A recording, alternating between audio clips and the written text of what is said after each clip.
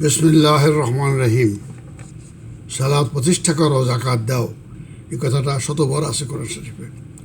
প্রতিষ্ঠা করা মানে সালাতে যা যা আমরা বলি, সূরা ফাতিহা, আল্লাহু আকবার, সামি আল্লাহু লিমান হামিদা, এসব করে অর্থ বুঝতে হবে, নিজের জীবনে এটাকে মানতে হবে, এটাকে কার্যকরী করতে হবে, তবেই সালাত প্রতিষ্ঠা করা হবে। তো আমি সূরা ফাতিহা, তাহিয়াত, দোয়া, কুনুত, এই সমস্ত কিছুগুলির অর্থ বলে দেবো। সবগুলির অর্থ জানতে হবে, সব কিছু, কিন্তু এই কটা অন্তত অতি অবশ্যই জানতে হবে। সূরা ফাতিহা পড়তেছি। বিসমিল্লাহির রহমানির রহিম, সূরা ফাতিহার 1 নম্বর আয়াত মনে রাখবেন। আমার দেশের কোরআনে 1 নম্বর এটাকে আলগা রেখে দিয়েছে বরকতময় হিসাবে। শুরু করিলাম লয়ে নাম আল্লাহর, করুণ কৃপা যার অশেষ অপার। সকলে বিশ্বাস প্রভু আল্লাহর মহিমা, করুণ দয়া যার নাই নাই সীমা। বিচার দিনের প্রভু, কেবল তোমারই দাসত্ব করি, শক্তি ভিক্ষা করি।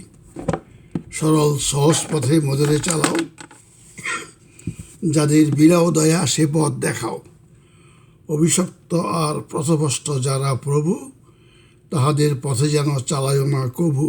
আমিন। আমাদের কবি নজরুল ইসলামের আমপাড়ার থেকে পড়ে শোনালাম। তারপরে নামাজের শেষ বৈঠকে আমরা বলি আত্তাহিয়াতু লিল্লাহি ওয়াসসালাওয়াতু আত-তাইয়্যিবাতু, সমস্ত প্রশংসা, সমস্ত গরিমা, মহিমা, শুভ নাম আল্লাহর জন্য। আসসালামু আলাইকা আইয়ুহান নবী, হে আমাদের নবী, আপনার প্রতি আপনার রূহের প্রতি আমাদের সালাম। আসসালামু আলাইকা আইয়ুহান নবী ওয়া রাহমাতুল্লাহি ওয়া বারাকাতুহু। আসসালামু আলাইনা আলা ইবাদিল্লাহিস সালিহিন, শান্তি বর্ষিত হোক সমস্ত বিশ্বের সৎকর্মশীলদের প্রতি। সৎকর্মশীলদের প্রতি, এই সৎকর্মশীল কথাটা কোরআনে শত শতবার আছে। এই বিষয়ে কাকে সৎকর্মশীল বলে? সৎকর্মশীলরা অতি অবশ্যই জান্নাতি। সেটার ভিডিও আছে, দেখে নিয়েন আপনার। আশহাদু আল্লা ইলাহা ইল্লাল্লাহ ওয়া আশহাদু আন্না মুহাম্মাদান আবদুহু ওয়া রাসূলুহু, সাক্ষ্য দিচ্ছে যে আল্লাহ ছাড়া কোনো ইলাহ নাই, মুহাম্মদ তার দাস এবং তার রসুল। এবং আল্লাহুম্মা সাল্লি আলা মুহাম্মদ, হে আল্লাহ মুহাম্মদকে কৃপা করেন, তাঁর পরিবার পরিজনকে কৃপা করেন, যেমন কৃপা আপনি ইব্রাহিম এবং তার পরিবার করছেন। তার দরুদ হয়ে গেল। এরপরে আসেন আমরা প্রতিদিনের শেষ নামাজ, যেটা বেতের নামাজ পড়ি আর কি, এশার নামাজের পরে যে 3 রাকাত নামাজ পড়া হয়, সেই নামাজের 3য় রাকাতে রুকুর থেকে উঠেই আমরা বলি আল্লাহুম্মা ইন্না নাস্তাইনুকা ওয়া নাস্তাগফিরুকা ওয়া নু'মিনু বিকা ওয়া নাতাওয়াক্কালু আলাইকা ওয়া নাসনি আলাইকাল খায়র ওয়া নাশকুরুকা ওয়া নাকফুরুকা ওয়া নাখলাউ ওয়া নাতরুকু মা ইয়াবজুরুকা। আল্লাহুম্মা ইয়্যাকা না'বুদু ওয়া লাকা নুসাল্লি ওয়া নাসজুদু আলাইকা নাসআ ওয়া নাফিদু ওয়া নারজু রাহমাতাকা ওয়া নাখশা আযাবাকা ইন্না আযাবাকা বিল কুফফারি মুহলিক। এটা বলি মুনাজাত। এটাই একমাত্র মুনাজাত নামাজের মধ্যে, সারাদিনের মধ্যে।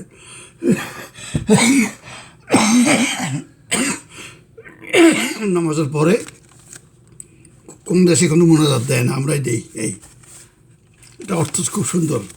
অর্থ না পড়ে তো, হে আল্লাহ, আমরা আপনার সাহায্য চাই, আপনারই কাছে ক্ষমা প্রার্থনা করি, আপনারই প্রতি ঈমান রাখি, আপনারই উপরে ভরসা করি, আপনার সব রকম মহৎ গুণাবলী আপনারই উপর অর্পণ করি। আমরা আপনারই কৃতজ্ঞ হয়ে জীবনযাপন করি। আমরা অকৃতজ্ঞতার পথ অবলম্বন করি না। আমরা আপনার অবৈধ লোকদের ত্যাগ করি এবং তাদের সাথে সম্পর্ক রাখি না। আমাদের তো রাখতে হয়।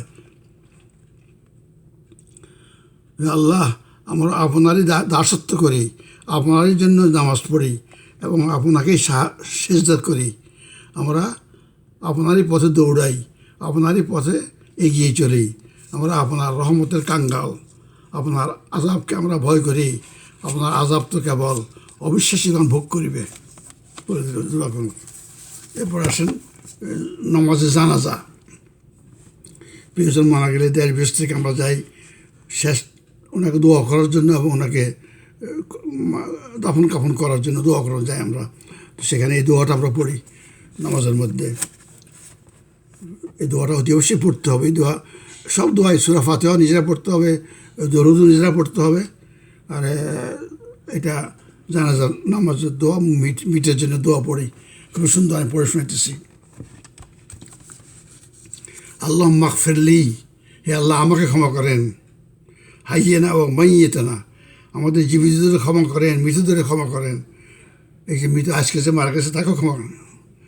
ও শাহেদেনা ও গায়েবেনা, যারা এখানে উপস্থিত আছে তাদের ক্ষমা করেন। আর বিশ্বের যে যেখানে আছে সবাইকে ক্ষমা করে দেন। ও সাগিরেনা ও কাবিরেনা, আমাদের কনিষ্ঠ জনদেরকে ক্ষমা করেন, আমাদের জ্যেষ্ঠ জনদেরকে ক্ষমা করেন। ও জাকারানা উনসানা, আমাদের পুরুষদের ক্ষমা করেন, আমাদের নারীদের ক্ষমা করেন। এই পৃথিবীর সবাইকে ক্ষমা চাইলাম আমরা আল্লাহর জন্য, সবার জন্য আল্লাহর কাছে ক্ষমা চাইলাম। তারপর আল্লাহ মান আহিয়াইতাও মিন্নি ফা আহিয়াল ইসলাম, এ আল্লাহ আমাদের যাদেরকে জীবিত রাখবেন আপনি ইসলামের প্রতি প্রতিষ্ঠিত অবস্থায় জীবিত রাখেন। ওমান তাওফাইতাও মিন্নি ফা তাওফি আল ইমান, আমাদের যখন মৃত্যু দিবেন ইমানের সাথে মৃত্যু দিবেন। বেরাফাতিকা ইয়া আরহামার রাহিমিন। এই কত কমপ্লিট দোয়া এটা, অথচ এটাই দোয়া আমাদের দেশে। এরপরে আবার হাত উঠে লম্বা একটা দোয়া করে, এবং এটা বিশিষ্ট লোকরা হলে বেশি বেশি করে। নেতা টেতা হলে তো কোনো কথাই নাই, তারপরে মন্ত্রী হলে তো আর উপায় নাই, বুঝলেন না? এটা বলতে খারাপ লাগে আর কি, তো বলতে বাধ্য হই। কিন্তু ওনারা কি জানেন না, নিজে বানায় বানিয়ে দোয়া করলেন উনি, আল্লাহর শিখানো দোয়া। যে আল্লাহ জিবরাইল আল্লাহ রসুলকে শিখাই দিয়েছেন, সেই রসুল আমাদের শিখাইছেন, সেই দোয়া পড়লেন আপনি অলরেডি, বা পড়েন নাই, কে অনেকেই পড়েন নাই, তো জানেন না তো দোয়াটা, শিখাই নাই তো অনেকে। যদিও পড়ে থাকেন তো এরপরে আবার কেন দোয়া করবেন? আল্লাহ শিখানো দোয়ার থেকে ওনার বানায় বানিয়ে দোয়া, হুজুরের বানাইয়া বানাইয়া দোয়া করা কি শ্রেষ্ঠ? কি বলে, একই কথা তো বলে। এখন এটার প্রতিবাদ করার সময় আসছে। ইসলামকে তো জঞ্জাল মুক্ত করতে হবে, এটা তো আল্লাহর ওয়াদা। ইসলাম তো তার সঠিক স্থানে ফিরে আসবেই, তো আমাদের থেকে আরম্ভ হোক না কেন। তো সুতরাং প্রতিবাদ করবেন, যদি বলি যে আবার মুনাজাত করেন, আমি তো প্রতিবাদ করার আগে নিজে এই দোয়াটা শিখবেন অর্থসহ, আরবিও শিখবেন। আর আরবি না শিখলে প্রতিবাদ করতে পারবেন না। তো আমি তো এই দোয়া করছি, তো আল্লাহ মাগফিরলি হাইয়েনা মাইয়েতানা শাহেদেনা গায়েবেনা, এরপরে আমি কিছু দোয়া আবার।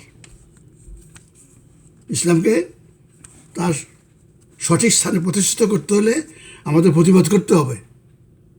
তো আমার থেকে আরম্ভ হয়েছে, আপনার থেকে আরম্ভ হোক না কেন। কত সুন্দর দোয়া, একে বাদ দিয়া বানায় বানায় দোয়া করা। আল্লাহ মাগফিরলি হাইয়েনা ও মাইয়েতানা ও শাহেদেনা ও গায়েবেনা ও সাগিরেনা ও কাবিরেনা ও জাকারানা ও উনসানা। আল্লাহুম্মা মান আহইয়াইতাহু মিন্নি ফাহি আল ইসলাম ও তাওফাইতাহু মিন্নি ফাতাওফাল ঈমান বিরহমাতিকা ইয়া আরহামার রাহিমিন। এর থেকে বড় দোয়া কি আছে আর?